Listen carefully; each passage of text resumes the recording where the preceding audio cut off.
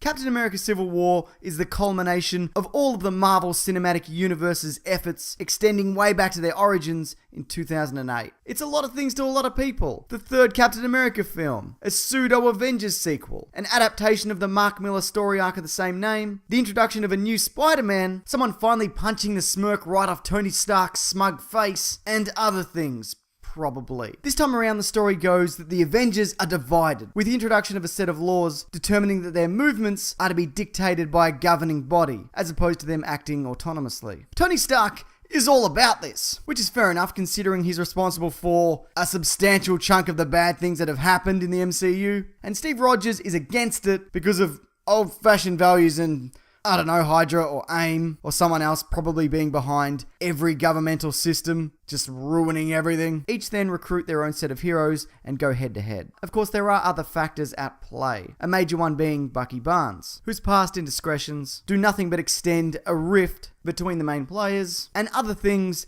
that I won't go into because of spoilers. This is a spoiler-free review. I won't even mention how Hawkeye kills the Vision. Jokes. That obviously doesn't happen. How could it? This is a man who doesn't even have sleeves most of the time. As someone who walked away not hating, but disappointed with Batman v Superman, and I only bring that up because these movies aren't entirely dissimilar, I was a bit apprehensive going into this, despite the critical acclaim that it's already received. Turns out that apprehension was unjustified, because Civil War is a good one. It's a good movie. From an action standpoint alone, it's really something to be seen. We get the gritty, ground-level, hand-to-hand stuff that we've come to expect from a Russo brothers Captain America film, but we also get one of the biggest, most fantastical sequences in any superhero movie to date. That's of course without saying specifically what it is, but believe me, you'll know it when you see it. Action, though, to me, is fairly hollow if what's at stake is nothing of consequence. With Civil War, though, the stakes have never been higher. I felt more invested than I did when those aliens visited New York, or when all those robots were flying about that rubbish city, or when Thor was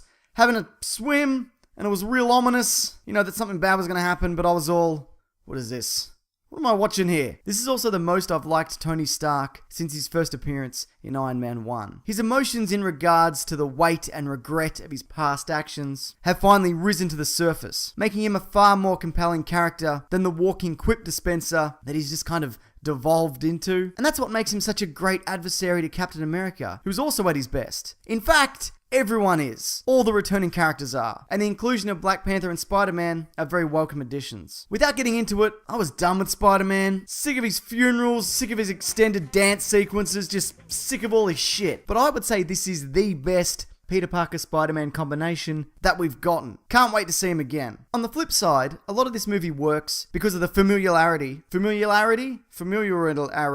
familiarness built up in the previous films, an advantage Batman v Superman didn't have. That may be seen as somewhat of a cheat in regards to what's at stake, but at the same time, it's a credit to the universe that Marvel has been building. Will this resonate with those unfamiliar with these characters? Like this is the first of these movies that someone's seen? Yeah, probably, though it's really hard for me to say. But as far as I can tell, it works well as a standalone film, but even better as a continuation of the franchise. All in all, Captain America Civil War gets a best movie ever. It's Marvel's strongest outing since Guardians of the Galaxy, for me outshining both Age of Ultron and Ant-Man. Because like the best superhero movies, it's got bigger issues at play that are handled really well that run in tandem with the punching and the flying and the laser shooting and whatever else. And hey, if you're gearing up for Civil War, we've done a commentary track for Age of Ultron that's linked below. Now you can get that through Patreon if you contribute just any amount of money, or you can purchase it as a one-off over at Bandcamp. Bear in mind, you can also just go there and hit play and listen to it for free. That's entirely up to you. I don't care, whatever. I have to ask though, if you've seen Civil War, what did you think of it? And where does it rank in terms of the Marvel movies? Also, I have a podcast called The Weekly Planet. It's out every Monday, and is also linked below. Now look, we've never won an award or anything, but it's not about that.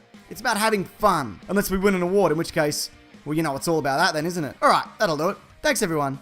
Take care.